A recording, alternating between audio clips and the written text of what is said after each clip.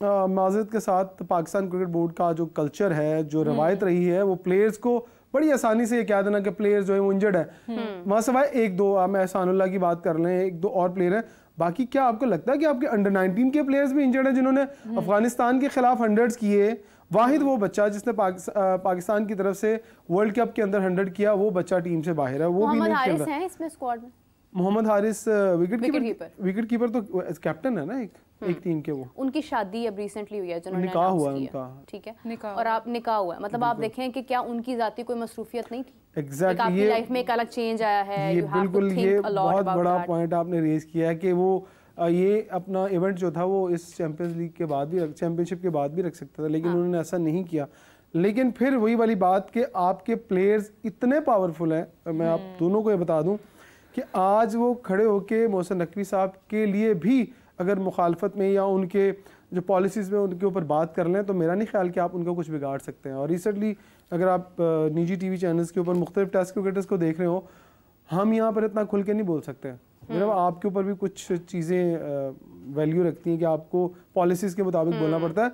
अहमद शहजाद जितना खुल के बोलते हैं, मैं कहता हूँ मैं अगर खुल के बोलूँ ना एज अ जर्नलिस्ट, तो शायद मुझे कल 3-4 नोटिस आ जाएं और हो सकता है मुझे अरेस्ट भी कर लिया जाए कि आप जरा बताएं कि क्यों ये बातें कर रहे हैं। Exactly. डेफामेशन डाल दी जाए, कुछ भी हो जाता है। टेस्ट क्रिकेटर इतना खुल के बोल रहे हैं कि उन्हें पता है कि अगर उन्हें पकड़ा गया या उनके खिलाफ कोई केस किया गया तो ICC तक बात जाएगी और दुनिया क्रिकेट में मजाक बनेगा। ताल्लुकात है ना, रेफरेंसेस है, मैरिड तो है ही नहीं। कल हाफिज साहब ने एक सवाल उठाया कि पैंथर्स के जी कप्तान शादाब है, सुसर और दामाद, मतलब मेंटोर सुसर हैं और दामाद, तो मतलब सब कुछ ही कनेक्टेड है। और सरफराज खुद मेंटोर हैं, लेकिन वो खेल भी रहे हैं टीम में। तो मतलब जब आपस में सब कुछ खिचड़ी मच रही है, तो फिर हम क्या एक्सपेक्ट कर सकते हैं? देखो, हाफिज साहब ने जो बात की, बहुत बिल्कुल वैलिड बात की। अभी मीरा भी बात कर रही थी, कैप्टन्स, आपने जब ये चैंपियंस कप शुरू करवाने लगे थे तो आपका क्या मोटिव था? आपका ये मोटिव था ना कि नया टैलेंट सामने आएगा और नए कैप्टन सामने आएंगे।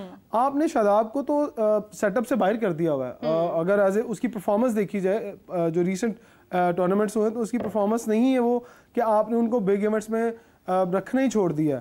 जब आपको ये लग रहा है कि जो दामाद हैं, उनके पीछे जो उनके सुसर हैं सकलैन मुश्ताक साहब, वो पाकिस्तान क्रिकेट बोर्ड में एज ए मेंटोर आ गए हैं और बहुत ज़्यादा इन्फ्लुएंस रखते हैं, 50 लाख रुपए लेंगे। और वो क्यों, अगर वो उनकी इतनी पावर है कि वो पाकिस्तान क्रिकेट बोर्ड में एज ए मेंटोर आ गए, तो क्या वो उनके दामाद कप्तान नहीं बन सकते? तो मैं आपको ये भी बता दूं कि वो पूरा जोर लगाएंगे कि शादाब खान को किसी ना किसी सेटअप के जरिए कप्तानी की तरफ लेके आ जाए, लेकिन ऐसा होगा नहीं। क्योंकि हमें कुछ चीज़ें समझ आती हैं। जैसे मैंने आपको ये कहा था कि बाबर आजम के ऊपर जो पहले टेस्ट में ये बात हुई थी शायद आपके साथ कि उसके करियर का डाउनफॉल शुरू हो गया, तो आप लोग हैरान हुए। तो फिर अब आप देख लो, उससे कप्तानी भी छिन गई है। अगर बाबर से कप्तानी छिन गई है, तो अब मेरा ख्याल है कि बाबर के लिए, मैं बहुत खुश हूँ इस बात पे कि बाबर के सर से जो लटकती हुई तलवार थी ना, वो उतार ली गई है। और अब कम से कम अगर बाबर अपने साथ लॉयल है तो वो अपनी गेम की तरफ ध्यान दे और शायद उसका कमबैक हो जाए। ये भी मैं आपको बता दूं कि शायद उसका कमबैक हो जाए और पाकिस्तान के लिए फ़ायदेमंद होगा। लेकिन जो कप्तान लाए गए हैं, ख़ासतौर पर मैंने सरफराज से पूछा कि सरफराज, हारिस खेल रहे हैं, रोहेल खेल रहे हैं, जो पाकिस्तान अंडर 19 के कप्तान भी रहे और विकेट कीपर भी रहे, इनके होते हुए क्या एज ए विकेट या एज ए क्या खेलेंगे आप? या तो अब वो वक्त आ जाना चाहिए कि मेरा ख्याल है कि छोड़ देना चाहिए उनको क्रिकेट को। लेकिन उन्होंने कहा नहीं, मैंने अभी भी क्रिकेट खेलनी है। मैं आपको बताऊं, मैं 2001 की बात बताने लगा हूँ आपको। 2001 कितने साल पहले की बात बता रहा हूँ आपको? 23 साल पहले की बात बता रहा हूँ। मैं कराची में एक टूर्नामेंट खेलने गया, तो सरफराज उस वक्त उस टूर्नामेंट के दौरान एक साइड पे मेरे सामने प्रैक्टिस कर रहे थे और मैं बॉलिंग कर रहा था। उन्होंने कुछ बॉल भी पकड़ी थी। उस वक्त उनकी उम्र 16 साल थी, अंडर 16 खेले थे।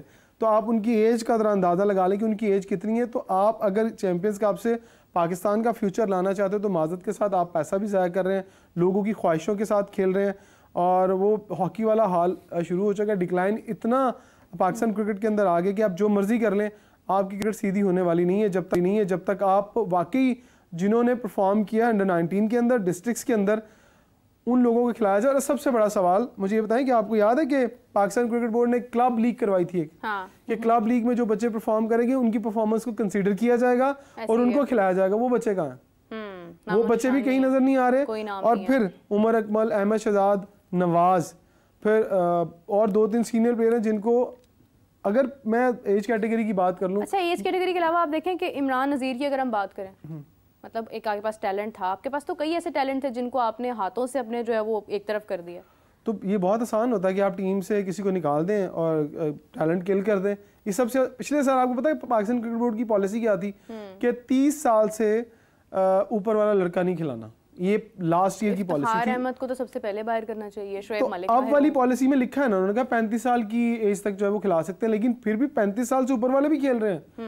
तो मेरे अगर 35 साल और 40 साल वाले लोग खिलाने हैं तो खेले हैं T20 में, बिल्कुल इमाद खेले, I am not sure about his age but अच्छा, अगर आपने फर्ज करें टूर्नामेंट की वैल्यू बनानी है, अगर आप समझते कि टूर्नामेंट की वैल्यू बने तो फिर आप आमिर को भी खिलाएं, फिर आप सबको खिलाएं। अच्छा नहीं, मतलब आप मुझे ये बताएं कि दिलीप ट्रॉफी में बहुत ज़्यादा फॉलो तो नहीं कर रही उसको ऑनेस्टली स्पीकिंग, लेकिन ये है कि क्या उसके अंदर आपको MS धोनी या रोहित शर्मा या विराट कोहली नज़र आ रहे हैं? चैंपियंस कप की जो दिलीप ट्रॉफी जो इंडिया में हो रही है, आई एम नॉट श्योर, मैं पूछ रही हूँ इन्फॉर्मेशन के लिए कि मतलब आप देखें कि एक टूर्नामेंट है, उसमें ऋषभ पंत भी हैं, उसमें शुभमन गिल भी हैं, उसमें शिवम दुबे भी हैं, लेकिन वो मकसद क्या है कि एक चीज़ है एक टैलेंट को प्रोड्यूस करना, मतलब वो प्लेयर्स वो हैं जो इंटरनेशनल खेले हैं बट वो स्टिल और ज़्यादा खेल रहे हैं, मतलब they are doing something. India और नए लोग हैं, नया कप्तान है, मतलब आप देखें कि नए कप्तान है। आई एम नॉट श्योर, मैंने ऑनेस्टली इसको सारा गो थ्रू किया नहीं है, बल्कि मैं चाहूँगी कि आप लोग कमेंट्स में मुझे ये बात का जवाब दें कि या इंडिया में जब डोमेस्टिक होती है तो उसमें जो आपके सीनियर प्लेयर्स होते हैं उनकी इन्वॉल्वमेंट किस हद तक होती है? क्या आपका मोटिव उनको ही आगे बढ़ाना होता है या आपका मोटिव ये होता है कि आप नए प्लेयर्स जो है वो लेकर आएँ? इसी तरह से अगर आप दूसरे मुल्कों में देखते हैं, आप ऑस्ट्रेलिया में या इंग्लैंड में देखते हैं या न्यूजीलैंड में देखते हैं, तो हर एक टूर्नामेंट की एक डिफरेंट टीम होती है। T20 की अलग है, मतलब एक डिफरेंट है, टेस्ट का अलग है। अगर आपका मेयार, आपके मेयार के मुताबिक अगर एक टीम है उसके साथ एक अलग पूल होगा प्लेयर्स का। अगर उससे नीचे कोई टीम है, फॉर एग्जांपल अगर ऑस्ट्रेलिया और जिम्बाब्वे का मैच है तो उसके लिए एक अलग उनके पास एक टीम है ना। देखिए इंडिया का ना एक जो डोमेस्टिक स्ट्रक्चर है वो मुझे इसलिए पसंद है कि उनके जो सीनियर प्लेयर है ना, जिस तरह आपने धोनी की बात की, विराट कोहली की बात की, ये लोग अपने जूनियर्स की कैप्टनसी के अंडर खेलते हैं। अंडर खेलते हैं। उनके अंडर खेलने से क्या फायदा होता है कि उनके जो जूनियर्स होते हैं उन्हें कॉन्फिडेंस आता है कि यार उनके साथ लेजेंड खेल रहा है और एक यंग कप्तान 18-20 साल का या 25 साल का भी खेल रहा है, वो उनसे सीखता है। लेकिन यहाँ पर अगर आप माजरत के साथ अगर सीनियर्स के साथ एक जूनियर को कप्तान बना देंगे ना तो वो इंसल्ट फील कर रहा होता है, इंसल्ट फील कर रहा होता है। मतलब बाबर आजम के अगर जूनियर किसी को कप्तान बना देंगे, वो यार है मेरे ऊपर कप्तान बन गया। बाबर आजम तो शान मसूद को भी कप्तान एक्सेप्ट नहीं करते रहे हैं टेस्ट में, आप देखें। मैं वही बताने लगा हूँ ना कि अब बाबर आजम को और शान मसूद को साइड पे करने का मकसद क्या है। एक आपको और इनसाइड स्टोरी बता दूं कि पाकिस्तान क्रिकेट बोर्ड को बाबर की ईगो से बड़ा प्रॉब्लम अब हुआ है। तो बाबर की ईगो के बारे में तो हम बहुत ही सुन रहे हैं कि बाबर को ईगो इश्यूज हैं। अब पर्सनली चेयरमैन ने इस बात को पॉइंट आउट किया है और उन्होंने कहा है कि इसको देखो, इसको पूछो इसका मसला क्या है, और फिर उसको कैप्टनसी से नीचे लाया गया। और इसीलिए अब जो आप सोच रहे हैं ना कि बाबर 3 फॉर्मेट के कप्तान होंगे, बहुत सारे लोग बात कर रहे हैं, मैं आपको बता दूं कि रिजवान 3 फॉर्मेट के कप्तान नहीं होंगे। रिजवान जो है 2 फॉर्मेट से कप्तान होंगे और एक कप्तान आपको साउथ शकील या हारिस की सूरत में नजर आएगा। या तो वो वनडे के अंदर होगा या T20 के अंदर होगा, इन दोनों में से होगा। लेकिन रिजवान तीनों फॉर्मेट में कप्तान बन भी नहीं सकता ना, उसका फिटनेस और उसकी कुछ ऐसी चीजें हैं जो I think so Pakistan cricket board के लोग डिस्कस करते हैं कि वो जो ग्रुपिंग है ना, गो के वो सामने सुलह करने में बहुत आगे आते हैं, लेकिन ग्रुपिंग में कहीं ना कहीं रिजवान भी इन्वॉल्व है। अब देखिए अच्छी चीजें होती हैं जो बुरी चीजें छुपा देती हैं। रिजवान की जो परफॉर्मेंस है वो आपको उसका दूसरा चेहरा नहीं दिखा रही है। हाँ, आप ये सब कह रहे हैं कि हाँ रिजवान को खिलाते जाओ, ये परफॉर्म कर रहा है, इसको कप्तान भी बना दो, ये बड़ा अच्छा है और शायद नेचर वाइज भी बड़ा अच्छा लोगों को लेके चलेगा साथ। लेकिन ये बहुत बड़ी गलती होगी अगर तीनों फॉर्मेट में, मैं तो कहता हूँ रिजवान को 2 फॉर्मेट में भी नहीं, सिर्फ एक फॉर्मेट में कप्तान बनाना चाहिए। और अगर आपको यंग कप्तान व्हाइट बॉल में बनाने हैं तो फिर आपको यंग लोगों को लेके आना है। टेस्ट में रिजवान को कैप्टन होना चाहिए, ओनली टेस्ट में उसको कप्तान बनाए, क्योंकि वो थोड़ा तहम्मुल मिजाज गेम है और लंबा लेके जाने वाला गेम है, उसके अंदर वो थोड़ा खेल सकते हैं। लेकिन अगर आप शॉर्ट फॉर्मेट में बात करें तो आपको यंग लड़के लाने पड़ेंगे। अगर नहीं लेके आएंगे ना तो फिर आप सोच रहे हैं कि आपको क्रिकेट। लेकिन इमरान फिर यहाँ पर ऐसे हिपोक्रेसी का क्या फायदा? अंदर के ताल्लुकात ठीक नहीं है। मतलब हम 4-5 नाम जो हम हर रोज तकरीबन सुनते हैं, शाहीन हो गए, बाबर हो गए, रिजवान हो गए, शान मसूद हो गया। अब शान मसूद टेस्ट के बाद उन्होंने जी क्लैरिफिकेशंस दी हैं प्रेस कॉन्फ्रेंस में कि नहीं ऐसा कोई मामला नहीं है, शाहीन आफरीदी के साथ मेरा कोई मसला नहीं हुआ, वो तो प्यार है हमारा। तो मतलब जब अवाम को जब अवाम तक चीज़ें चली जाती है फिर बाद में हम क्लैरिफाई करने क्यों आते हैं, वो तो फिर एक नेगेटिव पॉइंट चला जाता है कि इन्होंने किया अब हम क्लियर करें, इसका मतलब ऐसा ही है। बस राबिया परफॉर्मेंस है ना, अगर आप परफॉर्मेंस दे रहे हो तो यही चीजें लोग कहें अरे भाई कोई बात नहीं, वो परफॉर्म कर रहे हैं, परफॉर्म तो कर रहे हैं ना एटलीस्ट, लेकिन हम तो कुछ भी नहीं कर रहे हैं। अच्छा, मेरा ख्याल है कि पाकिस्तान क्रिकेट बोर्ड तनकीद को साइड पे करे। जैसे आप कह रही हैं कि लोग कहते हैं और टेस्ट क्रिकेटर्स बोलना शुरू होते हैं, जर्नलिस्ट बोलना शुरू हो जाते हैं कि जी इस बंदे की ये परफॉर्मेंस नहीं है, इसको क्यों लाया जा रहा है, और फिर होता क्या है, उसके अगेंस्ट कोई नया लड़का नहीं आता, उसके अगेंस्ट वही लोग आते हैं जिन लोगों को आपने इग्नोर किया होता है। अब मतलब मिसाल के तौर पर मैं पॉलिटिकली आपको एक बात बता देता हूँ। एक दौर था अगर नून लीग नहीं है तो पीपल्स पार्टी है, पीपल्स पार्टी नहीं है तो नून लीग है। मतलब आपके पास कोई नई ऑप्शन नहीं है। आपके पास नई ऑप्शन अगर है तो फिर नई ऑप्शन के ऊपर काम करें। अगर मेरे बस में हो तो मैं साउथ शकील को स्ट्रेट अवे कप्तान बना दूं। मैं कहूँगा यार तुम कप्तान हो 1 साल के लिए, तुम सीरीज हारो चाहे जीतो, हम तुम्हें नहीं उतारेंगे। तो देखिएगा आपके पास रिजल्ट्स आने शुरू हो जाएंगे। अगर आप सीरीज टू सीरीज कप्तान बनाएंगे ना, माजी में आप देख लें, रिकॉर्ड उठा के देख लें, सीरीज टू सीरीज कैप्टन नहीं बनते थे, ईयर्स के लिए सिलेक्ट किए जाते थे कि जी आज बाबर आजम को 2 साल के लिए कप्तान बना दिया गया है। अब शॉर्ट फॉर्मेट के तौर पर अगर आप कप्तान बनाएंगे ना तो कप्तान के ऊपर भी प्रेशर होगा, और पीछे जो लड़के हैं ना, पॉलिटिक्स सबसे बड़ी क्यों होती है। जब आप ये अनाउंस करते हैं ना कि रिजवान को हमने टेस्ट सीरीज के लिए कप्तान बना दिया इंग्लैंड के अगेंस्ट, फिर हम जब अगली सीरीज आएगी तो फिर ये सोचेंगे कि हाँ यार अगली सीरीज में हमने इसको कप्तान कंटिन्यू करना है या नहीं करना।